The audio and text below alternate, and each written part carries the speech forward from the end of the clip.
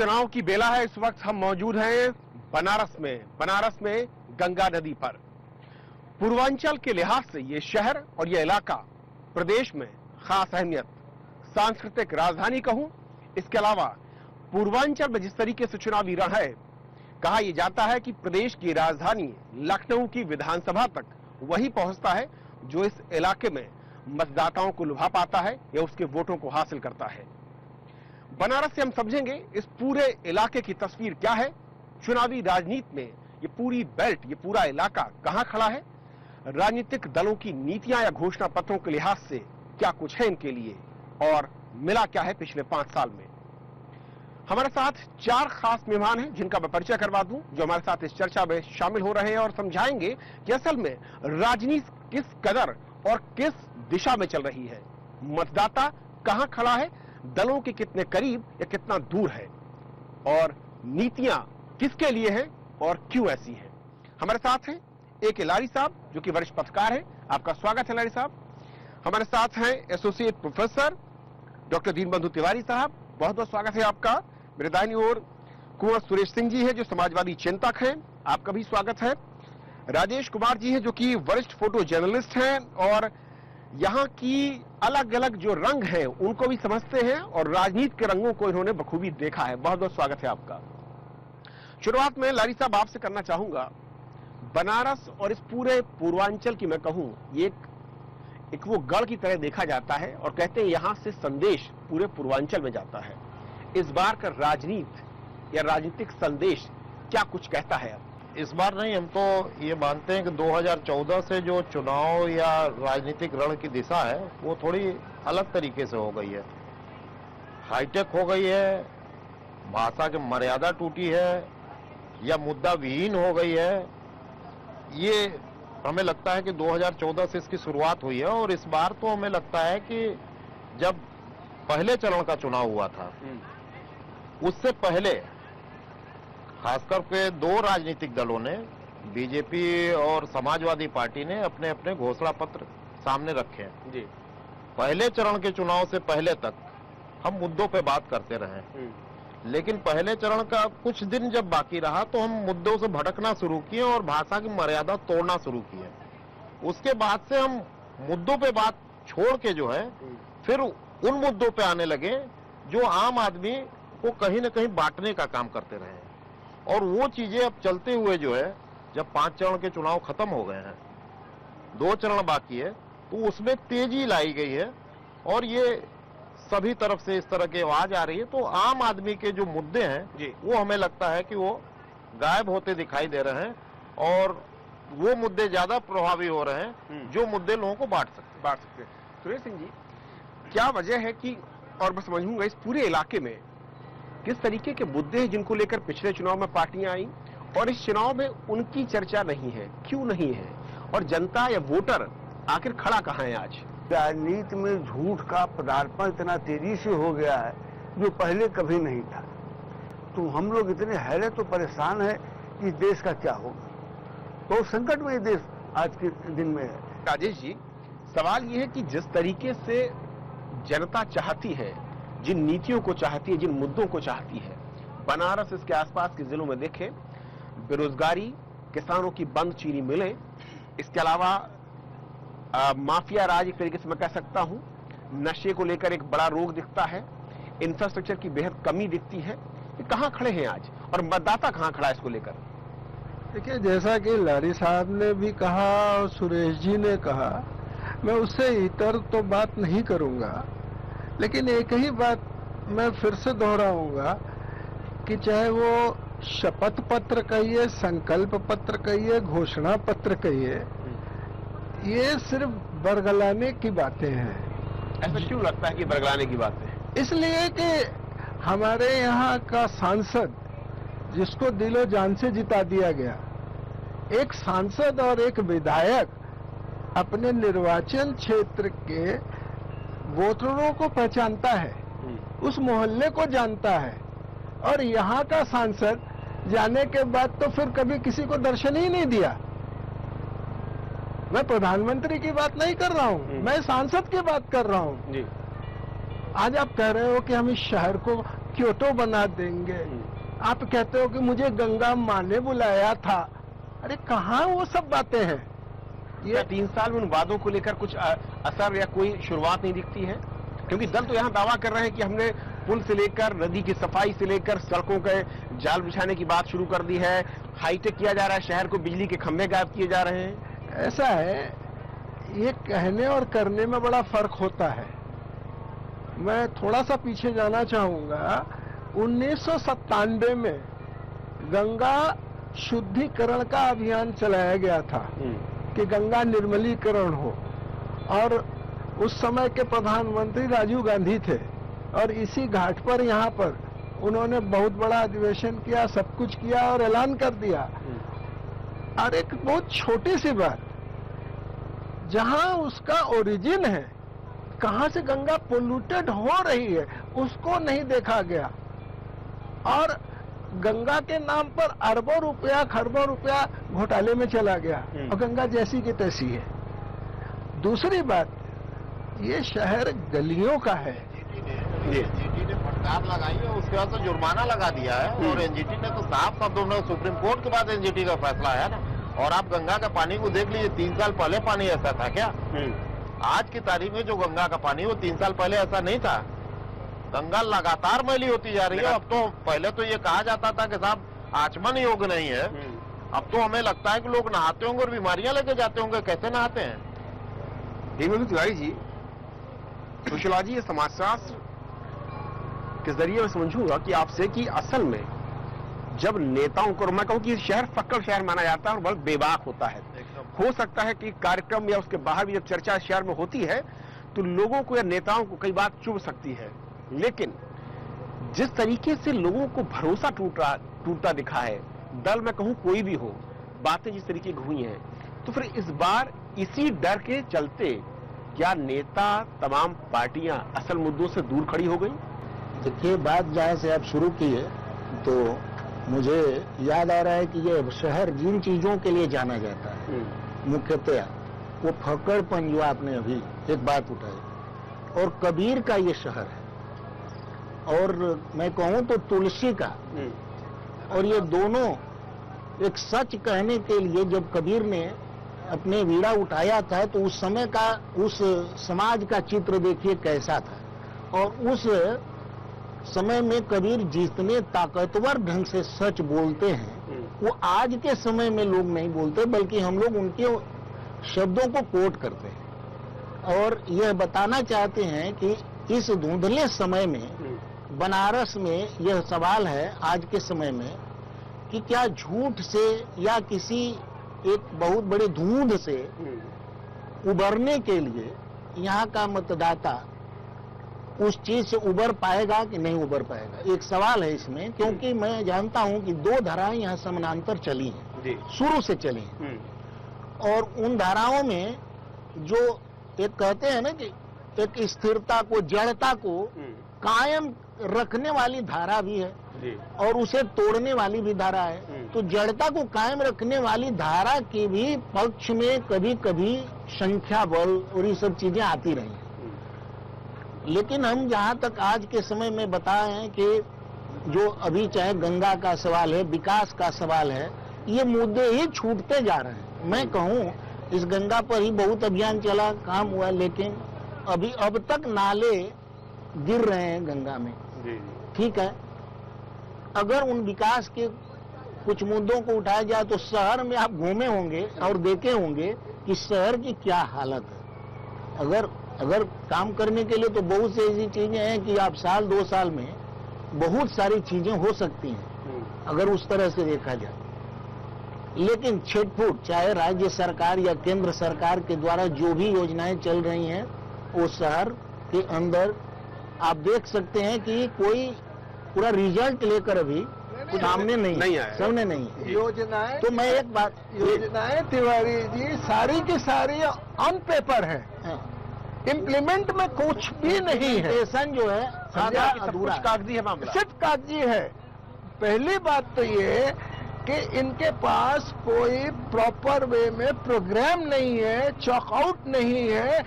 उदाहरण के लिए अंडरग्राउंड केबल बिछाना है तो फिर बिछ गया, उसके बाद क्या बजट आ गया तो फिर सड़क की कारपेटिंग हो गई, लिपापोती हो गया। अच्छा, उसके बाद टेलीफोन वाले आए तो उन्होंने फिर सड़क को खोद दिया। आपको बता दूं, और शायद ये बड़े हास्य का विषय है कि एकमात्र ये बनारस शहर है पूरे विश्व में जहां फुटपाथ नाम की चीज नहीं है। ये इतना बड़ा दुर्भाग्य है, कभी यहाँ पर फुटपाथ होते थे, नालियां इतनी साफ होती थी कि पैसे गिर जाए तो आप उठा लें, वो दिखती थी।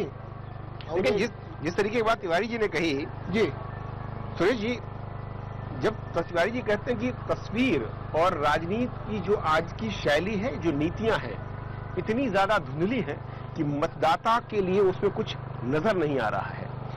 लेकिन इसके बावजूद सवाल ये खड़ा होता है कि हम समाज और मतदाता फिर इस लालच में, मैं कहूं, दलों के साथ खड़े हो रहे हैं। ऐसी कौन सी चीज है जो जवाबदेही से हमें रोकती है, उनसे जवाब मांगने से कतराते हैं? देखिए, जवाब आप मांगने की स्थिति में नहीं है। आप कौन आपको मौका दे रहा है क्या जवाब आप हमसे जवाब मांगिए? भाई मोदी जी आएंगे तो कौन से जवाब मांगेगा? जिस व्यवस्था में रहते हैं, अखिलेश यादव आएंगे, भीड़ भाड़ में आएंगे, चले जाएंगे, वो अपनी बात कहेंगे, आप उनसे जवाब मांगने की स्थिति में कोई है नहीं। और मैंने एक बात कहा कि आज जो परिस्थितियां हैं, देखिए, जब राजनीति की बात होती है मुझको लगता है कि इतनी गिरावट आ गई है। पहले राजनीति में हम बच्चे थे, जब राजनीति शुरू किए तो उस समय महसूस करता था कि किसी दल का नेता हो, वो जनसंघ का हो, उस जमाने में कम्युनिस्ट पार्टी हो, सोशलिस्ट पार्टी हो, एक चरित्र ईमानदारी का संघर्ष था कि कौन कितना ईमानदार है, कौन कितना चरित्रवान है, चाहे वो दीनदयाल उपाध्याय हों, चाहे नमोदेव पाल जी हों, डॉक्टर लोहिया हों, जयप्रकाश जी हों। मतलब वो जब मैं याद करता हूं, क्योंकि भगवान की कृपा से मैं जयप्रकाश जी के साथ भी कुछ समय मैंने गुजारा है, जेपी आंदोलन में जेल भी 17 महीना काटा है। उन लोगों को जब देखता हूं और आज जब देखता हूं तो कभी कभी जो वाकई शरीफ आदमी है वो राजनीति को वितृष्णा होती है, वितृष्णा हो रही। लेकिन लारी साहब, ये बहुत अहम है। अलग अलग इलाकों में हम यही देख रहे हैं। क्या वजह क्या है? ऑप्शंस, विकल्पों की कमी जनता के सामने, मतदाता के सामने है, या फिर दल और नेता? मैं बनारस को देख रहा हूं, यहाँ इतने बड़े मुद्दे हैं। स्वास्थ्य बड़ा मुद्दा है, पलायन बड़ा मुद्दा है, युवाओं का रोजगार, छोटे छोटे कुटीर उद्योग जो यहाँ पर हुआ करते थे, करीब करीब बंदी की कगार पर है। इनकी ना कहीं चर्चा हो रही है, न इन्हें कोई पूछने वाला है, इन्हें कहीं जगह भी नहीं मिल रही। क्यों? वही तो हमने कहा ना कि ये जो असल मुद्दे को हम किनारे छोड़ जाते हैं। असल मुद्दे पे हम ऐसे मुद्दों का एक नया भ्रमजाल खड़ा कर देते हैं कि चर्चा उस पे चली जाती है, और मतदाता या कहीं ऐसा नहीं होता कि हम संवाद करें और वो अपने सवाल खड़े करें, साहब हमारे मुद्दे तो ये, हम पूछते तक नहीं। और जब पूछते नहीं तो वो सारे मुद्दे जिनकी आप चर्चा कर रहे हैं वो मुद्दे गौड़ हो जाते हैं, उस पर कहीं कुछ नहीं है। आज जो आप चर्चा कर रहे हैं कि यहाँ का हैंडलूम, यहाँ का पावरलूम, यहाँ का खिलौना, यहाँ का बनारसी साड़ी का कारोबार, बनारस से जुड़े, चाहे घाट के ये जो घाटिये दिखते हैं, इनके जो रोजगार छोटे छोटे इससे जुड़े हुए हैं, इनकी स्थिति क्या है, इस पर कोई चर्चा करने वाला नहीं है।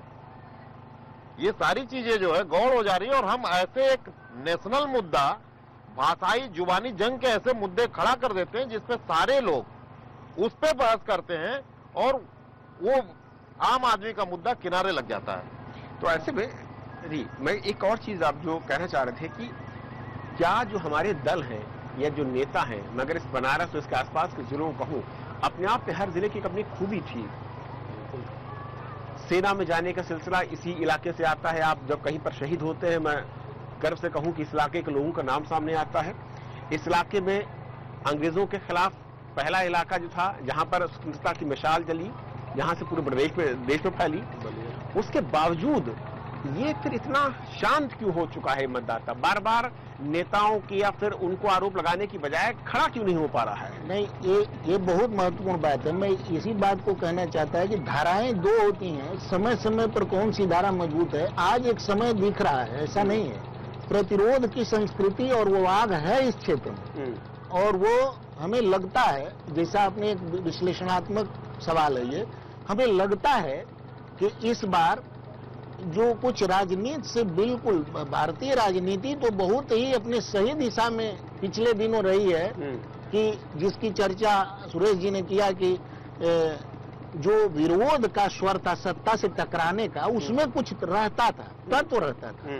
आज क्या है कि कुछ उस तरह का तत्व नहीं है, सभी हतप्रभ है।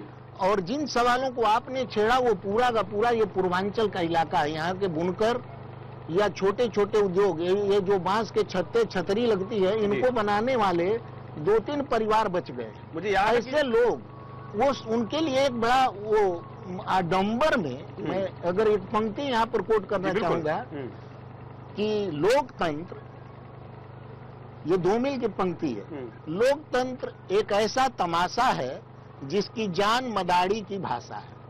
तो मुझे वो व्यंग है उनकी कविता में, और मुझे आज लगता है कि लोग वहीं ले जाकर के पूरे इस चुनाव और लोकतंत्र को खड़ा कर दिए हैं। जैसा मदारी अपने साथ रखने वाले उन लड़कों के साथ डमरू बजाकर बोलता है, तो वहीं पर उनकी वो बात है धूमिल की कि लोकतंत्र एक ऐसा तमाशा है जिसकी जान मदारी की भाषा है। तो इस बात को जनता धीरे धीरे समझ गई है, और यह प्रतिरोध हम समझते हैं कि इस रिजल्ट में आने की स्थिति बनी है पूर्वांचल में।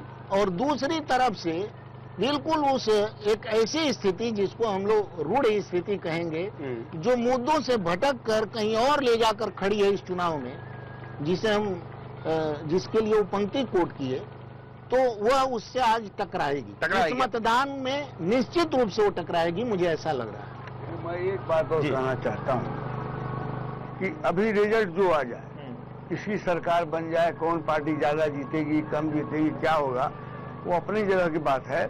लेकिन इस चुनाव के बाद वो लोग जो इस आज की झूठ और गिरती हुई राजनीति से उब चुके हैं, उसको लगता है कि एक आग जलेगी इस चुनाव के बाद निश्चित ही। और क्योंकि ये जो वातावरण झूठ का और एक्सट्रीम हो गया है, वादों का एक्सट्रीम हो गया है, कुछ करता नहीं है।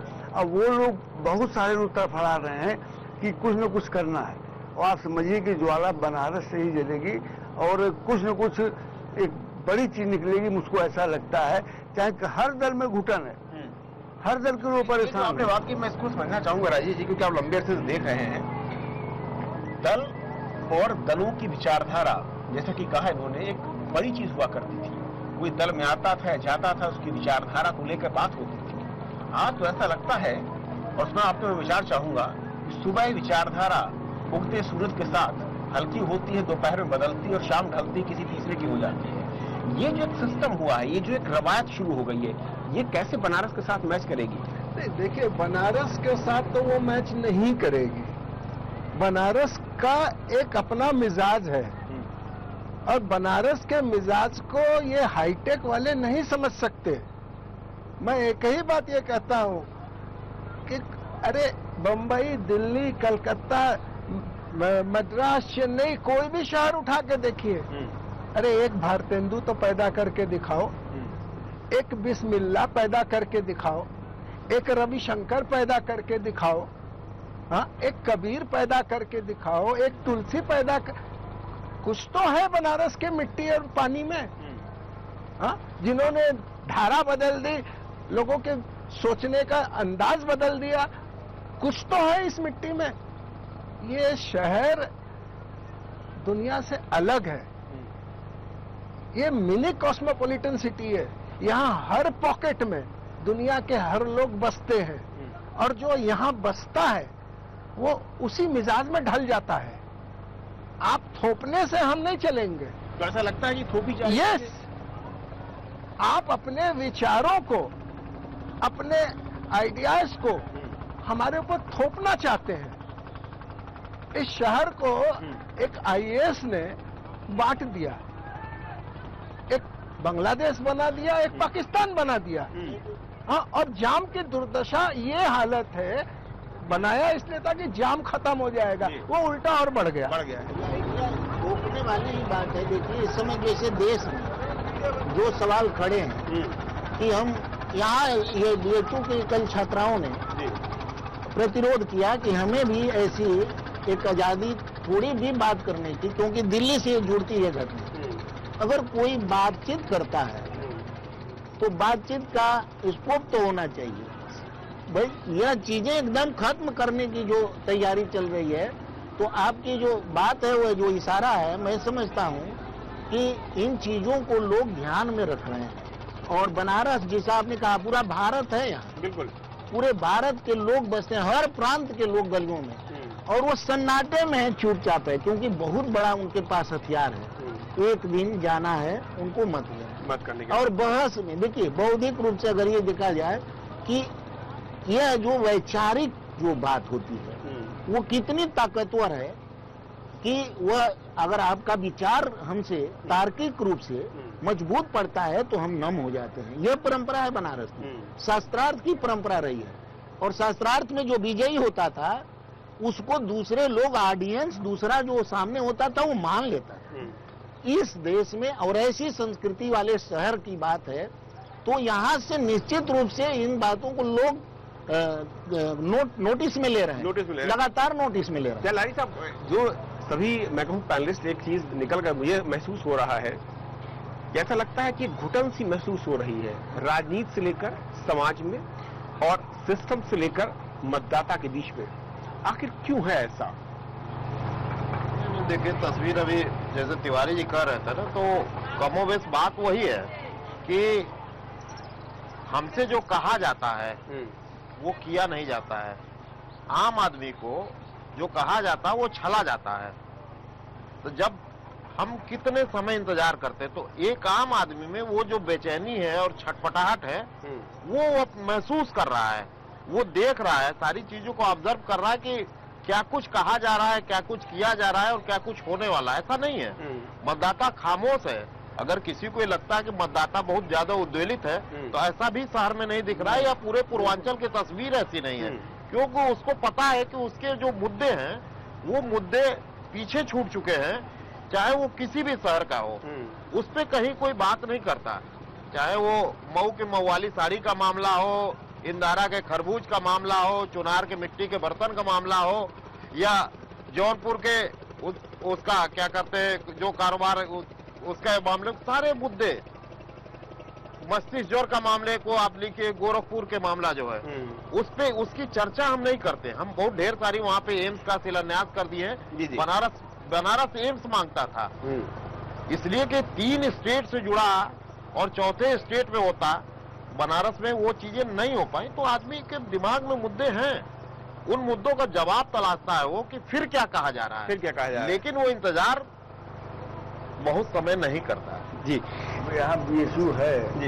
एक चीज में और कि सरकार और सिस्टम, कोई भी सरकार हो, मैं यूपी की सरकार हो या केंद्र की सरकार हो, इस बार का चुनाव कैसा लगता है कि सरकारों के बीच खड़ा हो गया है, मतदाता उसमें कहीं एक हाशिए पर खड़ा हो गया है, ऐसा भी दिखता है इस इलाके में आने के बाद? देखिए, 2-3 बातें हैं। एक तो ये है, हमारा सोचना बिल्कुल अलग से, जैसे मतदाता जागरूकता अभियान चल रहा है, तो कुछ परसेंटेज जागरूकता के चलते बढ़ा होगा, लेकिन जब हम ये भी कहते हैं आम आदमी की इस राजनीति से रुचि घटी है, शरीफ आदमी राजनीति में जाना नहीं चाहता, तो वोटा परसेंटेज तो बहुत घट जाता। ये तो इसलिए बढ़ जाता है, बढ़ रहा है कि कोई अखिलेश यादव को मुख्यमंत्री बनाना चाहता है तो पूरा यादव उसमें लग जाता है, उसको वोट देना है। कोई मायावती को बनाना चाहता है तो हर जन को उसको वोट देना है। और हर क्षेत्र में हर जात के उम्मीदवार भी आ जाते हैं, हर आदमी अपनी जात के कैंडिडेट को वोट देने के लिए परेशान है, इसलिए वोट बढ़ जाता है। वरना जो राजनीति की स्थिति है और आदमी सच में सोचने लगेगा तो आप कितना भी अभियान चलाइए, वोट का परसेंटेज बिल्कुल घट जाएगा।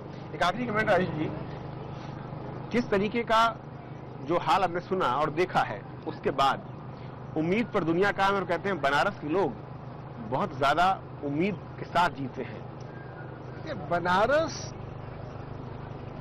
हवाई में नहीं जीता, वर्तमान धरातल को वो नहीं छोड़ता, वो जमीन से जुड़ा हुआ होता है। मैं इसके लिए एक छोटी सी बात आपको बताऊं। अपने किशोरावस्था में मैं इसी गंगा नदी को आर पार करता था और बड़े आराम से पूरी कचौड़ी खा के, जलेबी खा के घर चला जाता था। मुझे घर से कहा जाता था कि आप गंगा जाइए, नहाइए और कचौड़ी जलेबी खा करके ये सब्जियां लेके आइएगा। जी। समझा? तो जिस धरातल की बात हम कर रहे हैं, जिस मिट्टी की हम बात कर रहे हैं, बनारस का व्यक्ति वो तलाशता है और उससे जुड़ा रहता है। भले ही वो मौन हो दिख रहा वो हो। मौन है। दूसरी बात, हमारे मौन को आप जो है मूक मत समझिए, सहमति मत समझिए। बिल्कुल सहमति मत समझिए। और जातिवाद की जहां तक बात है, इस समय जो मुद्दे बनारस में छाए हुए हैं, पार्टियों के मुद्दे, तो एक दूसरे पर कटाक्ष करना और भाषा का ऐसा प्रयोग करना जो असंसदीय हो, अनमर्यादित हो, हाँ, उसका प्रयोग करके सिर्फ सत्ता की होड़ लगी हुई है जी। और सत्ता पाने के लिए जातिवाद का होड़ लगा दिया। हाँ, ले दे करके पूरे बनारस में सपा, बसपा, कांग्रेस, भाजपा, ये 4 पार्टियां, और इसमें फिलहाल ऐसा कोई भी कैंडिडेट नहीं है जिसको हम ये समझे कि नहीं ये लायक कैंडिडेट है और इसको वोट देना है। ये बहुत तकलीफ वाली बात है बनारस के लिहाज से भी और मतदाता के लिहाज से। और इस पूरे पूर्वांचल की मैं बात करूं, इस पूरी बेल्ट में अलग अलग जिलों में हर जिले का एक अपना दर्द है, हर जिले की अपनी एक पहचान थी। पहचान खत्म होती गई, दर्द बढ़ता गया। दर्द को खत्म करने की दवा के साथ दल यहां पर आए, उन्होंने राज किया, सत्ता पर अपनी मलाई भी खाई, लेकिन मतदाता जस का तस खड़ा है। सवाल यह है कि क्या इस चुनाव में मतदाता वो साहस दिखाएगा कि जिसने उसके वादों को पूरा नहीं किया उसे सबक भी सिखाएगा। उम्मीद करते हैं शायद कुछ नसीहत दलों को मिलेगी और मतदाता थोड़ा जागरूक होकर अपने मताधिकार का इस्तेमाल करेगा। बहुत बहुत शुक्रिया आप चारों मेहमानों का हमारे साथ इस चर्चा में जुड़ने के लिए। तो हमारे आज के इस खास कार्यक्रम में फिलहाल इतना ही। नमस्कार।